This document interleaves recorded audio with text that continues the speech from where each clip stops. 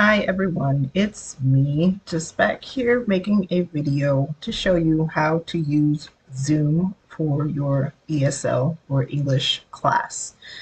I'm going to take you through the basic controls. Once you get signed on, what should you do? What can you control? What are the functions? Okay. All right, we're going to go from left to right. On the left, you can see a button here. Oh, it says mute. Okay, you see a picture of a microphone. Mute and unmute. When you have it on mute, actually when it says mute, then the microphone is green and your microphone is open and your microphone is on. When you click it again, you will see that the microphone turns red and it says unmute. So it's a little confusing, but when you have a red line through the microphone, your microphone is off. Okay, which is good and which is important because we, in this virtual class, everybody's microphone, whether it's on the computer or on the cell phone, the microphone will pick up all the sounds in the room. So we can hear your television in the background, we can hear music, we can hear babies crying, we can hear fire trucks, ambulance, police, all the sirens we can hear through the microphone. So that's why it's important to put your microphone on mute as soon as you come to the class. Okay, here's that control there. Also, if you are having a conversation with a family member that should be private, I think you want to have your microphone on mute and not broadcast it to the entire class. All right, so that's one control, which is the microphone. The next one over is the camera controls. You can turn the camera just like the microphone, turn it on, turn it off. Okay, let's see me here. All right, I can turn off the camera. I can put an avatar. You can make your own avatar and have that one be your representative. If you don't want to show your face, but you want to show that you are present in class. Okay. You can turn it on and turn it off. Well, mine is with the avatar, but you can choose to not show the avatar. And if you don't want to show your camera, you can show a picture from your phone or from your computer to represent you. Otherwise, it's just going to show a letter, right? Okay, the next one is security. You don't have to worry about that right now. After that, you will see a control where it says participants. Participants are the students and the teacher and whoever else is in the meeting. Okay, you click participants, it shows you a list of the people in the meeting. Okay, so right now I am the only person in the meeting, so it just shows one participant. You can control your microphone from the participants list also. If you want to be quiet, you press mute, right? You want to speak again, you press unmute. You can see your microphone moving up and down. That lets you know that sound is coming through. Okay, if it has a red line through it, that means your mic is off, your mic is on mute. Okay, the other control here is your camera. You can turn that on and off too. Let me see. All right. You can do that from the participant list. You can also change your name. Sometimes we have students who are using Zoom accounts for someone else, like your husband or your son or your daughter, but you need to change your husband or your son or your daughter. Or it says something general like iPhone, right? Something general like iPhone or Zoom user. And we don't know who that is. We at the office do not have students named iPhone or students named Zoom user. Okay, so that's the reason why you have to change your name, right? So to change your name, you're going to click this little button here. So when you highlight your name, that menu shows up there with the little three balls, 1, 2, 3. When you click on that, you will get another menu.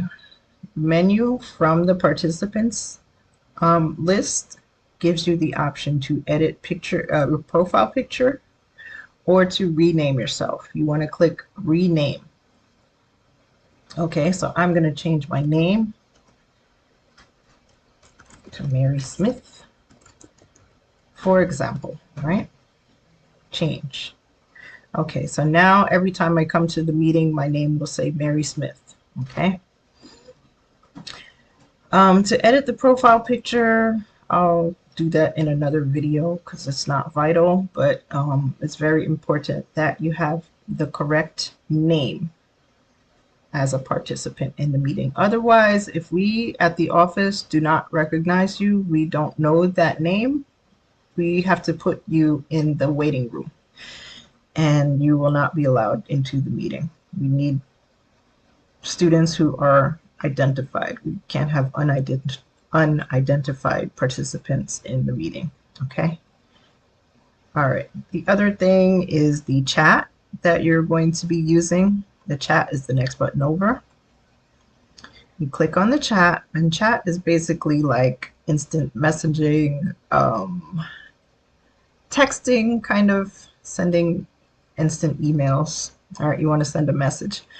Right now it's just me in the meeting, but when the class is full and you have like 20, 30 students, this little menu where it says to will show everyone in the meeting, or you can send a message to one individual person. Maybe you only want to send a message to the teacher, and you will scroll down and click to teacher.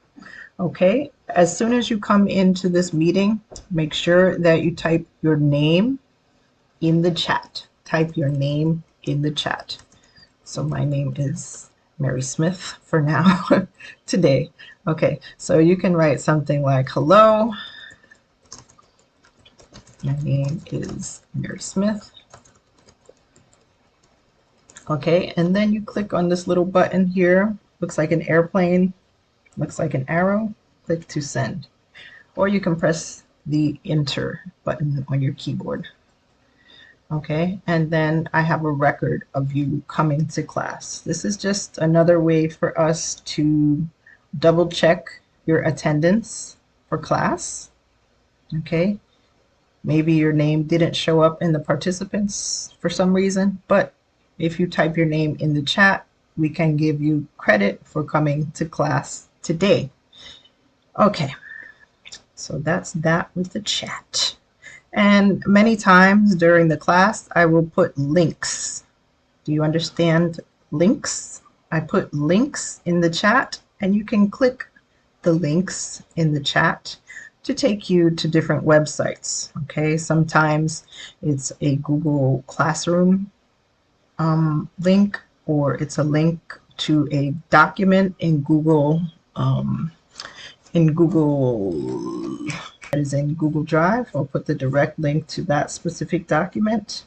I will put it in the chat, and you click on that document and you can open it on your device, on your phone or on your computer. So keep an eye on the chat. And sometimes your microphone is mute because everybody's microphone is mute, because the teacher put everybody's microphone on mute and you cannot speak because it's a little too loud and too much distraction. So I put everybody on mute sometimes.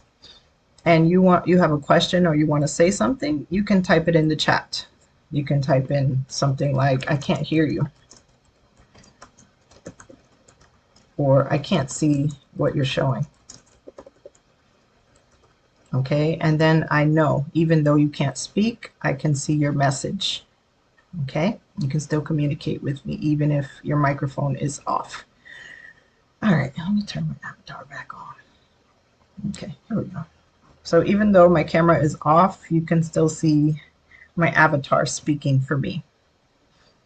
Okay, next control that I want to show. Whiteboard you don't need to use, but I will use it sometimes. Oh, yes, how can I forget? Share screen. You see a green button in the middle on the bottom. It says share screen, and you see an arrow pointing up. That button is for you to share something on your computer or something on your phone. You can share that with the group that you are in. So sometimes you are in a breakout room, right? And you want to share a picture from your phone or a picture from your computer. And the way you do that is through the share screen button.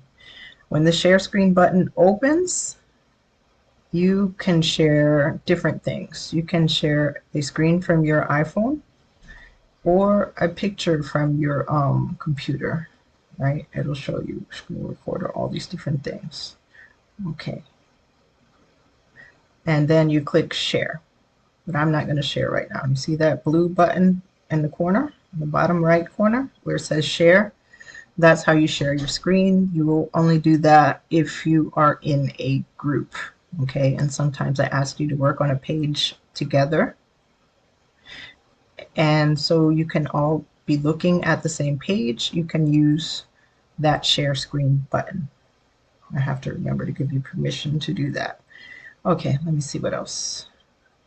This is very important. Also, this button on the right where it says more, and you see 3 little dots, 3 little balls. This more menu gives you some more options, of course. There's the option to open the chat. Okay, we already did that. There's the option to go do reactions. Reactions are very important in the virtual class. Okay, students want to ask a question, they can click on the raise hand button. And I can see in the corner of your screen that you have a hand up. And I know that the student wants to ask a question or wants to answer a question or wants to read, right? And then after you ask your question, you click lower hand. So you put your hand up, you put your hand down. Let's do that again. Reaction, raise hand. After you finish, you click lower hand. Okay. Another control here in the reactions, you can clap if you like something that the teacher is doing or you like something that another student is doing. You can applaud, right? Other reactions, you can give a thumbs up. Sometimes I ask students, can you hear me? Students, can you see what I am showing? If your microphone is off, then you can still communicate with me using the reaction for thumbs up. Okay, so there's the thumbs up button. Okay, and that will gradually disappear. Okay, after a few seconds, that thumbs up goes away. Okay, if you think something is funny, you can laugh, right? Something that the teacher said or something that a student said or a video that you're watching. If you think it's funny, you can put a reaction for laughing or smiling. Surprise, right? Oh my goodness, really? All right, what else? We have love, that you love what the teacher is saying or doing, or you love what another student is saying or doing, or maybe some video that we are watching. You want to give the love, you can give the love. Okay. And celebrate. Maybe if a student did well on an exam, you want to celebrate. You can do that reaction. Okay, so there's all different types of reactions. You can even open a menu where it says more, and there are many others that you can do. Okay, like maybe you want to put the ear, like I can't hear you. Or let me think of any others that you might want to. Maybe you could do a sad because you don't understand or you got something wrong. Okay, so there's a lot of different emojis that you can use for reactions. Another one is the I'm away button. Sometimes you are on break or you have to step away from the computer for a minute or two. If I see this I'm away, I will assume that you cannot speak right now. You cannot answer a question right now, and I will not call on you. I am away. Don't abuse this button, by the way. All right, and after the break is over, you click this button where it says I'm back. So it's a reversible button, just like hands up, hand down, raise hand, lower hand. I'm away and I'm back, right? And then when you come back, the coffee disappears. All right. I think that's about it for the basic controls. I think I should do another video talking about um, the personalization. Okay, there's a whole menu here for the video settings. Okay, the video settings, you can change your background. There's no background. Oh wow. Okay, so you can change the background. This one is San Francisco Bridge in the background, see? Or grass, or planet Earth in the distance, Northern Lights. Some of these are video and some of them are still photos. Okay, and there's the beach again. And some of these pictures I liked. I searched on the internet and I downloaded them onto my computer, and I like them and I can use them as my virtual background, right? So there's the background. I like this one in the morning class. I like this one in the summer. Okay, you can change it to whatever you want. I have some video ones that I use sometimes. I'll see wherever that is. Oh yes, my kitty cat. I like to use this one in the winter, nice and cozy. My cat sleeps in the background. There are all kinds of different things. And this one here is like an office setting in the background. And I found this one in Google, I mean, not Google, in Zoom, right? They offer a whole bunch of backgrounds and you can go through their collection, their gallery, and choose the one that you like, okay? All right, let's go back to the beach, or maybe Northern Lights, I don't know. All right, so I'm going to close that out and I am going to end this video. I hope this was helpful, and let me know if you have any other questions. I want to do another video explaining how to personalize your account a little more, but I'll see you guys next time. Bye.